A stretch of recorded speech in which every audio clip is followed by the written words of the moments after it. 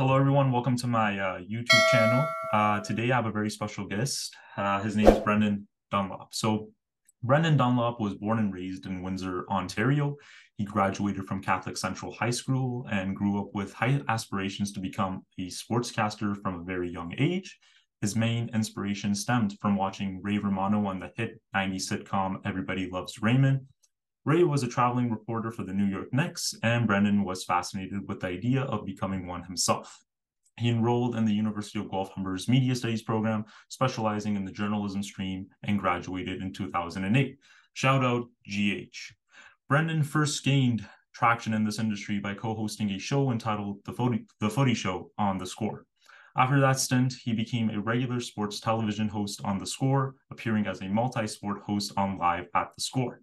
Then he set his sights to Fox Soccer News, where he became a co-host for the network.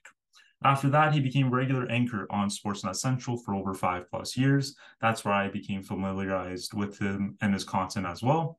He later joined the Toronto Star as a video podcast host and producer covering the Tokyo 2020 Olympic Games and the 2020 Euros as well. He even did a notably successful piece on Cristiano Ronaldo's surprise transfer move to Manchester United.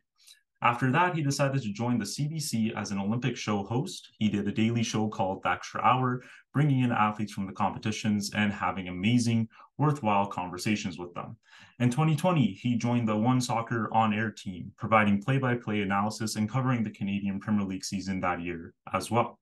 In recent times, he made his official TSN debut appearance on the network on July 10th of 2023, being the host on the primetime radio show Overdrive.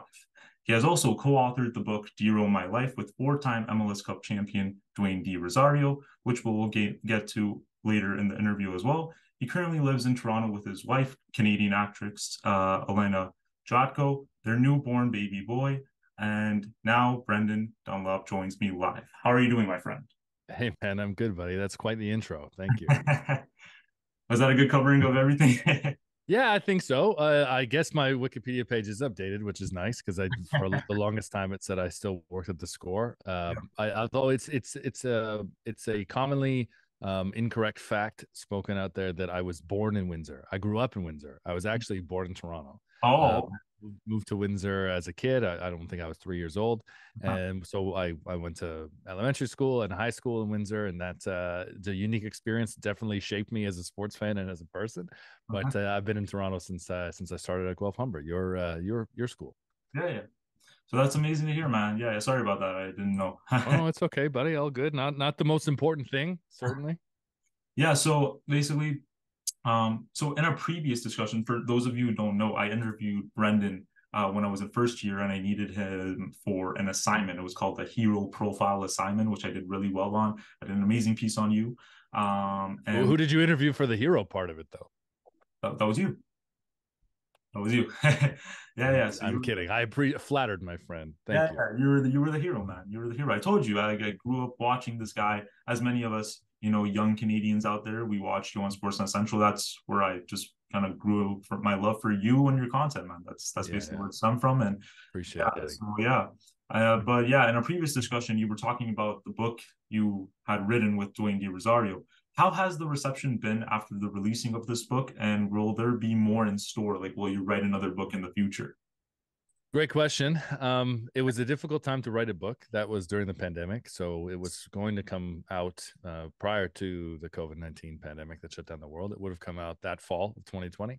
It pushed it back about 6 months. It came out in the spring of 2021, which was good in a sense that it allowed us to get a major moment in Dwayne's life in the book. His father passed away in the spring of 2020, and he was such a key part of his life. So to be able to get the full kind of story and include the last couple of years and how hard that was on Dwayne, watching his father deal with a terminal illness and then pass away.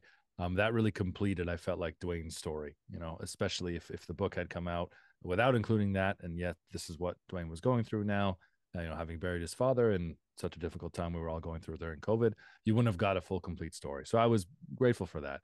But at the same time, because it came out during COVID, we didn't get a book tour. We didn't get to like have a celebratory, party even. Small things like that. The reception was great. Dwayne did a big media tour. For me, the biggest compliment was that the people that were really close to Dwayne in his life really loved the book. Obviously, Dwayne's opinion mattered to me as well, but like me, Dwayne was really in it. So I think the gauge of how complete of a story did we do here? How well did I speak in Dwayne's voice? For me, that affirmation came from his wife, from his brother, from indirectly from his kids, but the people that I knew that were close to him that were really proud of it or happy that he'd done it and happy with the way he told the story. And it's such an incredible story. So if you haven't checked it out, yeah, DeRo My Life. It's available all major retailers. You get on Amazon, you get on Indigo, Yeah. and hopefully people keep reading it. It's Christmas season, so if you need someone putting a stocking and stuffer, DeRo My Life. That's a pretty good idea. Yeah, DeRo My Life, everyone. I'm gonna put the link in the description below for all of you to go and check it out. I saw it in the bookstore. I didn't get a chance to purchase it, but I probably will for the Christmas holidays to, my friends, family members for sure. Thanks, buddy. Yeah. Appreciate it. So yeah, for sure, man. And yeah, so um like I told you prior to our interview, the Blue Jays, what happened with them in the postseason? Why did they collapse against the Minnesota Twins like that? What's in store for them coming into next season? Will there be roster changes or management changes as well? I mean, there's a couple of things that stand out to me when I think about this baseball season. Mm-hmm. One, it's them celebrating like they won the World Series when they made the wild card round. Yeah. To then go and get pasted the way they did by the Twins in the matchup that they wanted. That was the dream setup. Right. And that 4-game sweep at the hands of the Texas Rangers, who were playing garbage baseball in September.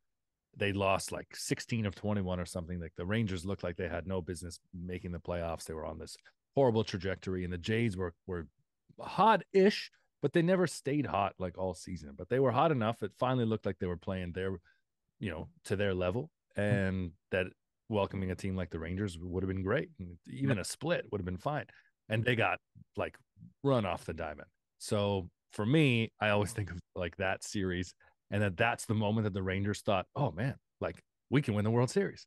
And then they went on and did that. So for Blue Jays fans, I feel bad because this is a team that's constructed to challenge for the World Series. That was one of the better teams in the American League on paper, without a doubt. Got pitching performances despite being out without some major pitching help that they thought they would have. Alek Manoah, who knows if we'll ever see him pitch for the Blue Jays again, let alone pitch at the level in which made him a superstar and very quickly loved in this city. There's a lot of question marks with, the core, if it's worth paying Vladimir Guerrero Jr., if he'll ever get to back to the level that he was at a couple of years ago, if he's capable of being the superstar, the number one piece on your team. I don't envy Ross Atkins, and I don't envy Mark Shapiro whatsoever. And I don't envy the people that are above them that make the decisions on keeping them employed. Yep. There's going to be changes. They made a bunch of changes last year, and it didn't work out. And, it's a shame that you've got people like Dalton Varsho, who in these types of scenarios end up being like the scapegoat. Dalton Varsho is not the reason that they didn't win the World Series or they didn't, get through to the ALDS, but there's always going to be like a fall guy. And in this scenario, he's one of several. And, I think that John Schneider did the best that he could with what he's got. I like John Schneider. Personally, I think that he's a really good manager, but maybe for where this ball club wants to go going forward, maybe he's not the right guy. I look at the front office and think how many front office tandems get the chance to go through multiple cycles the way this Blue Jays front office has, with that team 2015, 2016 that they partially inherited but helped construct to stay competitive. And then now that's a long tenure. That's a long time. So I think changes are coming at Rogers Center, but what the best change is, I don't know, but I'm happy to watch and talk about it. Yeah, like you said, like we could be witnessing like some changes going into next season for sure. The roster, like you said, the core is a big question mark. Bo Bichette, Kevin Biggio, Vladimir Guerrero, will they be in, tact and sort of being ready together for next season? We don't know, but we hope for the best for the Blue Jays, of course. And I think if the roster changes, the management changes fall through perfectly ahead of next season, I think we'll be looking at a much better, more potent Blue Jays team for Follow next. through perfectly. Come on, bro. You're talking about a Toronto sports team. When does anything follow through perfectly? You're just hoping for good. Yeah, I'm just hoping for good, exactly. Unless we pull like what we did with Kawhi, with the Raptors a few years back. So Yeah, that might be Shohei Ohtani, to be honest. Like, yeah, I would give up I Vladdy don't know, Guerrero right? for Shohei Ohtani. That's in the rumor mill, right? So you never know if Shohei Ohtani's going to pull up to Toronto. We have Hyunjin Ryu, but he was injured. So these guys, we get them. It's just they don't capitalize on the situations. Remember that one year with Tulo, David Price, Josh Mm-hmm. Donaldson, Edwin Encarnacion, Jose Bautista. Oh yeah, We had a golden team. That team should have won the World Series in my opinion.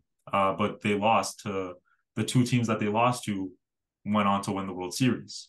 But if they had ultimately beaten them, we could have gone back to back in 15 and 16, I think. Yeah, so we'll see how it goes. You never know what's going to happen in the sports landscape, especially in baseball, where it's a very unpredictable sport. But anyway, besides baseball and the Blue Jays, I'm going to ask you some personal questions about the sports media industry. So, Brendan, after all your experiences in this industry, which one has been your like kind of favorite experience to be a part of? Where did you feel you learned the most skills? definitely learned the most skills in the 1 year that I did Fox Soccer News for Mhm. Fox Soccer Channel, which was based in Toronto. They'd done a partnership with Sportsnet, and what was the last year of their English Premier League rights, them being Fox, Mhm. and they lost those rights to NBC, which very much changed the landscape of soccer coverage in the United States. Mhm. With the money that NBC paid for it, and the fact that the rights had changed hands that Fox had kind of had with very minimal competition for probably a decade prior, if not almost 15 years prior. So that was a big change because that meant that the start of this project that they had teamed up with Sportsnet wasn't going to see it through even a 3-year cycle, which is normal in terms of the Premier League rights cycle. It's kind of a three-year period. So that pulled the plug on that very quickly. That put me on the Sportsnet Central desk. But in that 1 year that we did the Fox show, where I was the lead anchor for the majority of that year, yeah, I learned a ton, man. I definitely feel like there's very little that would stress me out in the sports landscape, because learning how to put that show together, to do highlights from literally 10 leagues every single night, to stay on top of not just 15 games, but to stay on top of 50 games or 50 teams on a consistent basis. That was a lot. That was a real baptism by fire, but one that made me a considerably better broadcaster, and put me in a spot where I feel very comfortable in chaos. And in broadcast television, if it looks great on TV to you, the viewer, chances are, if it's a big deal, it's absolutely chaotic behind the scenes or for everyone else involved. So if the viewer never sees that, then we've done our job on TV. And I like to think that period working for Fox, prepared me to be in that situation, or to look as comfortable, I should say, in those situations. Yeah, yeah. Like no one sees like the behind the scenes of your life or the journalist life. That you spend so much time, preparing and prepping for the show ahead of time, and Mm-hmm. the content you write on a daily basis is absolutely, insane for so many people to witness. But yeah, they don't never see the amount of sacrifices you make prior to the show, and then just for them, they're just watching you, they're just consuming it, but they don't live it like we do. A lot So of lot of granola bar and coffee dinners, my friend. for A sure, lot of yeah, lot of late nights. a lot of late nights for sure. I mean, I just started this YouTube thing. I'm writing a script almost for every guest speaker, and the amount of work I have to put in for these scripts is just astonishing. So I can only imagine It's worth it, buddy. yeah, but it's worth it ultimately at the end. But I can only imagine when you were on TV as a broadcaster, the amount of prep you have to do for a show is ridiculous, and I really do respect and love you for it, man. Mm. Thanks, buddy. Appreciate it. Yeah, Glad it comes through.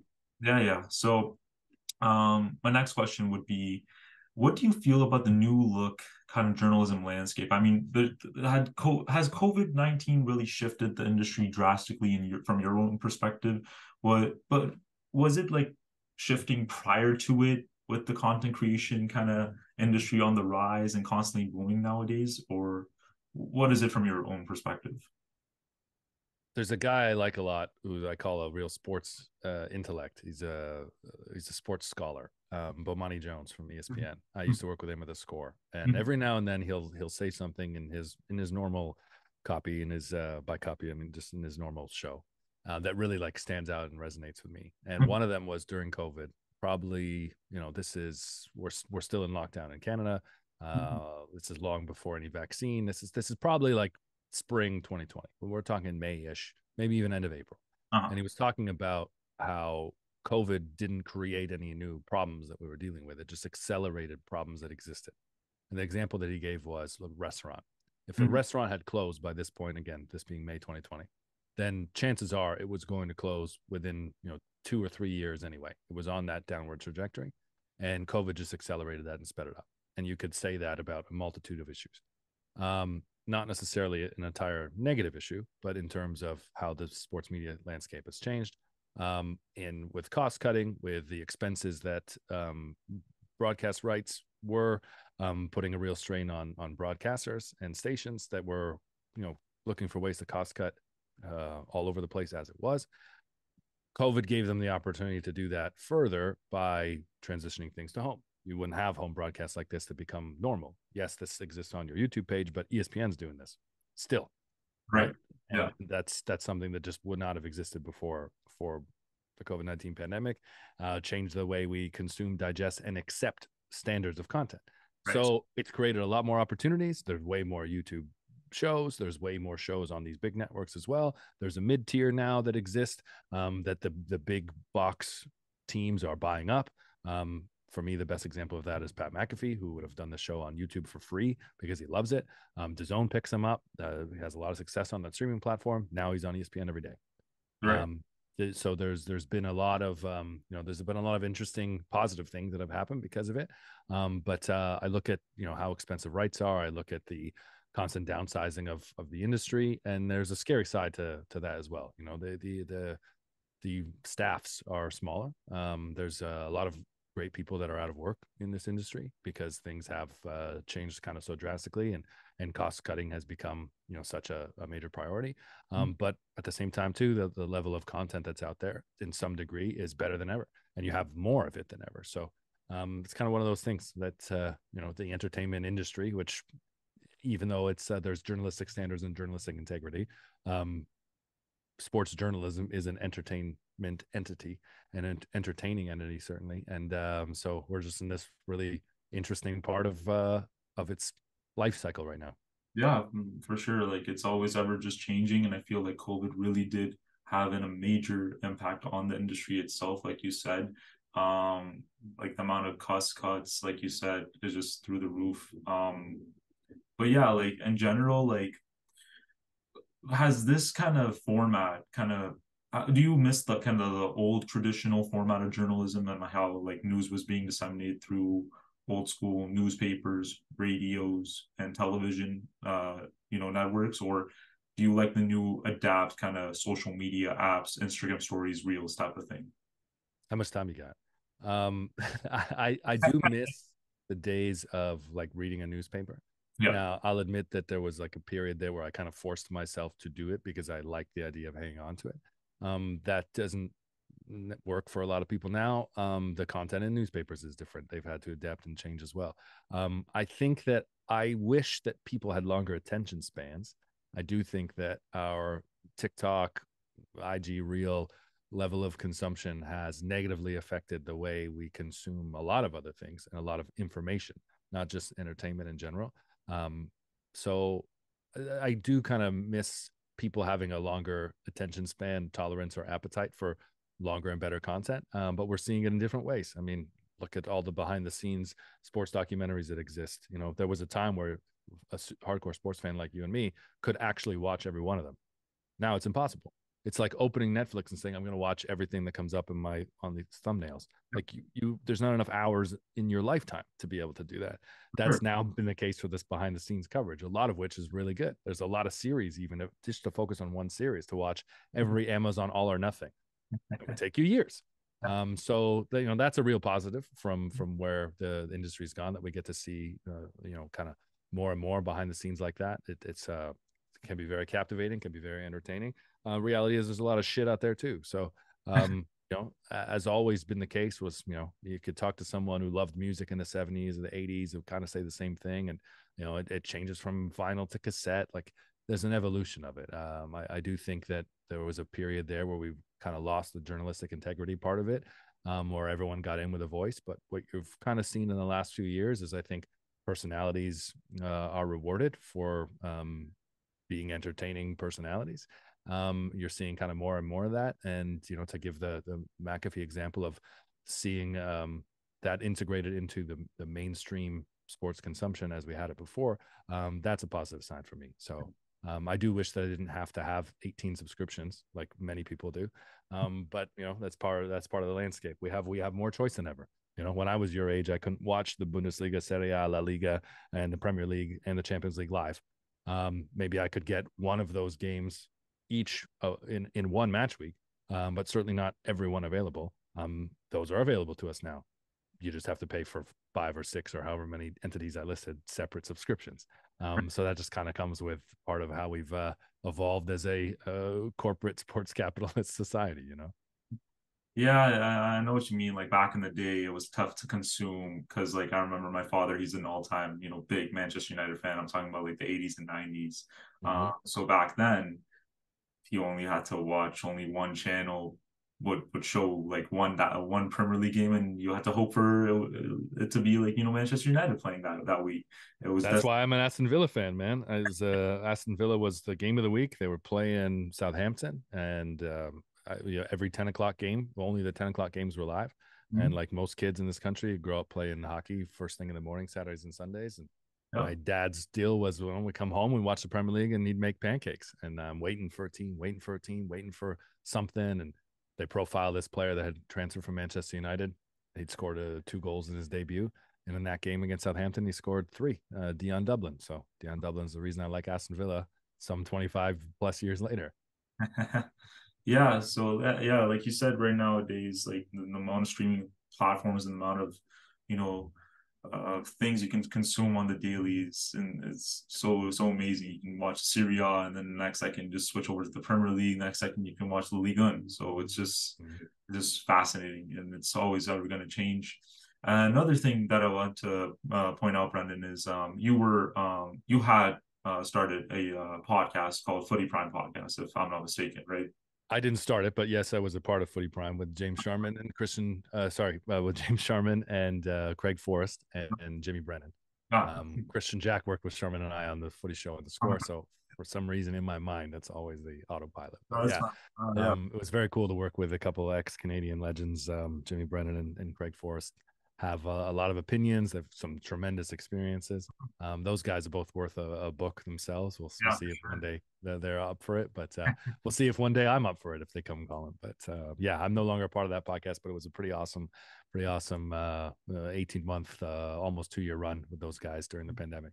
Yeah, for those of you who don't know, like it was during COVID. Was it during COVID that you guys kind of did this podcast together? Yeah, they started the podcast in 2019, so I was still at Sportsnet at the time, and then I joined them the winter of 2021, and I was with them until the World Cup last year. So they're still continuing, and they got a TV show on One Soccer now. That's basically the podcast on TV. So they're still kicking it and making people laugh. That's amazing. So, like, how was that podcast experience for you? Do you think that podcasts nowadays are just kind of just the new norm, like for radios now? Yeah, I do think that podcast has replaced sports radio in terms of the importance on the sports kind of consumption spectrum.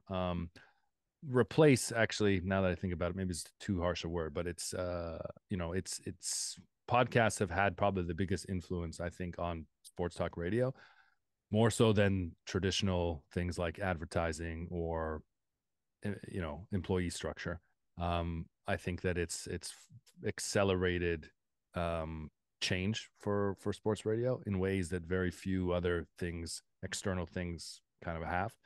We have so much more choice now, right, as a consumer. And if you're going to consume something consistently, chances are you can't do it on a fixed appointment basis. So audio on demand is the best way for people to consume it. Some people listen in time and a half or faster speed so they can consume and listen to more. When I was a Sportsnet, and I used to listen to 4 or 5 hours of audio content a day. Probably one Sportsnet show. Oftentimes, I would say like Tim and Sid. I would listen to all 3 hours of Lebitard's show, and I would listen to Men in Blazers. And there was something else that was kind of like my regular. And I was like, damn, I listen to a lot. It's like if I'm doing the dishes, if I'm walking the dog, if I'm working out, I am listening on time and a half, or sometimes if I really wanted to crush through something, 2 times. So I do think that that podcast really kind of changed the audio game. It's great that there's so many opportunities out there for both young people and experienced media professionals. And yeah, I do miss the podcast experience a little bit. It's something I'd like to do with what I'm doing now, Canadian Soccer Daily. But finding the best fit in addition to what we're doing with all the print content we're putting out on the website, CanadianSoccerDaily.com, and WakingTheRed.com, which is our TFC entity for all Toronto FC and Canadian national team fans to follow. Yeah, I'd like to get back to some type of podcast at some point in the future, but we'll see what fits best. Yeah, for sure, man. I wish you all the best. Hopefully you can, start a podcast or even join one like you said. But yeah, so you brought up the Qatar World Cup that kind of happened, a few months back. I saw you went to Qatar. How was that experience for you? Once in a lifetime, man. Yeah, I can't believe it's we're coming up on exactly a year now, which is Yeah. we launched the website CanadianSoccerDaily.com the day before Canada played Belgium. Mhm. So those are core memories that I'll take with me for the rest of my life. To watch Canada play in a men's World Cup, to be there pitch side and call Alfonso Davies' goal announced to the stadium, for the first time ever at a men's World Cup, goal for Canada, to do the starting 11s, to see all the Canadians that had traveled. I met people from all over, man. Saskatchewan, Cape Breton, British Columbia. There was definitely some people from Quebec, although I remember being surprised that perhaps I didn't hear more French. But yeah, it was a really, really cool experience. I think for anyone who went over there and got to see them play. It was expensive. It was challenging in a lot of ways for a lot of people. 10 p.m. kickoffs really kick you in the gut when you're or in the side of the head when you're working that consistently. We'll never get an experience like that again, where you have a World Cup in one city like an Olympics. Yeah. It was Yeah. very, very well organized, in a lot of ways. So it was a really, really cool experience that I have a lot of memories of. Yeah, yeah, I can only imagine like just going to the World Cup in Qatar is just worthwhile experience that will last a lifetime, honestly. And I can't wait till for 2026 when it comes to our hometown of Toronto. So I can't wait till then. Same. Yeah, yeah. So, second last question, Brendan, before we wrap things up. You did a successful piece on Cristiano Ronaldo's surprise move to Manchester United when you were on Toronto Mm-hmm. Star. How was that for you? Have you been always kind of a writer or more of a broadcaster? And how was that piece for you? I've always been a broadcaster that enjoys writing. Mhm. So the book was kind of like my first major foray. I had written for thescore.com, I'd written for sportsnet.ca, but I Mhm. never had a consistent writing job until really now doing Canadian Soccer Daily, where I'm writing daily. Yep. But in getting to work with the Toronto Star at the time during the Euros, I was given the incredible opportunity to write for print, and that to me that was kind of like one of those cool career goals that you kind of dream about as a kid. I always read the newspaper. I always read the Detroit Free Press and Mitch Albom. Growing up in Windsor, that was my kind of go-to. So to have an equivalent, obviously in university, I read the Toronto Sun and the Toronto Star. So to be able to get to write about what I thought was going to be the most seismic move of this new Premier League era, or this decade, I should say. That was a pretty cool piece. I still can't believe it ended as disastrously as it did, and it only lasted a year and a half. Yeah. To go to Qatar and the World Cup and see the Portugal team sheet come out, all the players and their clubs listed, and like so many Canadian national teams in the past, albeit never at a World Cup, the Yep. player listed and then unattached. That was the most popular club for the Canadian men's national team for a long time. To see that unattached next to Cristiano Ronaldo was surreal. But look how quickly the world has changed in 11 months, 10 and a half months. That now Saudi Arabia is such a major player in the soccer world, and Cristiano Ronaldo is still bagging goals and doing his thing. And who knows what's next for CR7?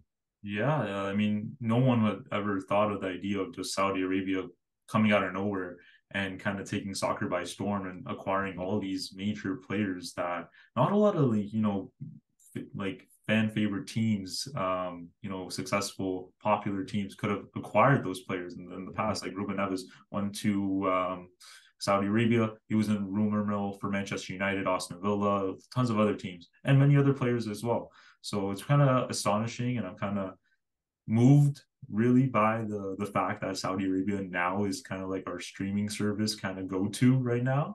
Mm. And yeah, it's just fascinating. And I never thought in a daylight that CR7 would go to Saudi Arabia.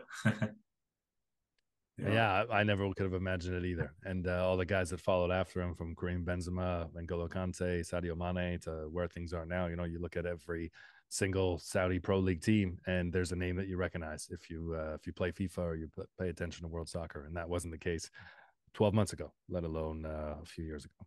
Yeah, for sure, man. So, before I wrap things up, I'm just going to ask you one more question, my Mhm. last question. So, I asked you this last time, and I'm going to still ask you this because I still want to see and hear your perspective, and I want everyone to hear your perspective as well. Any words of advice you would like to impart on the future generations who want to get into the sports media and content creation industry? Keep consuming and try things. It's great that you got your own YouTube channel.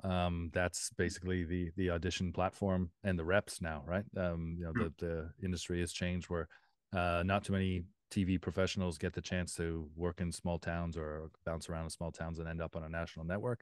I didn't do that. I started at a national network, and the opportunity now to be able to have a YouTube channel, to have your own podcast, to have your own Instagram page or create a TikTok profile.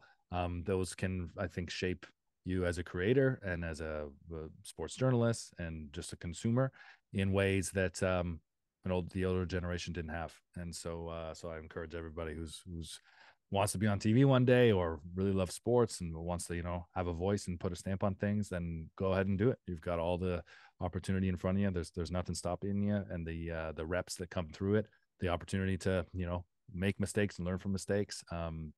That's an incredible opportunity. Don't get beaten down by follower numbers or making mistakes and things. It's all a learning experience, and it's a great opportunity to get reps and see how much you really love it, because as this industry is a grind. It's not for the faint of heart. It's not there can be a lot of money in it for some people, but it's not for everybody. So the passion and love for it really drives you and goes a long way. And if you've got it, and you put the work in, I'm fully convinced, and I believe that the hard workers get rewarded. So this is a really good time with plenty of opportunities and to be able to do that. Test yourself. Sure, yeah. So as we reach the 5 minute mark, I just want to thank you, Brendan Dunlop. Brendan Dunlop, everybody. I can't believe I did this with him. This is insane. Thank you for so much for coming on the show. Thanks for the support, man. I appreciate it. And yeah, if you got some stockings to stuff this holiday season, DeRo My Life makes a pretty good read, my friend. My life. For sure. You can purchase it on Amazon and major bookstores across Canada or across Toronto, that is. Across Canada, but in North America, you can buy it in England. You want to ship it to Portugal, you want to ship it to Dubai. Yeah, man, that's what the internet's for, buddy. Everywhere. You heard it from him himself, folks. So yeah, you can get it. I'll put the link in the description below. I'll put the links for his social handles as well. Brendan Dunlop. You can follow him on his Instagram, Twitter, and TikTok as well. That is all, everyone. Thank you so much, Brendan, for doing this.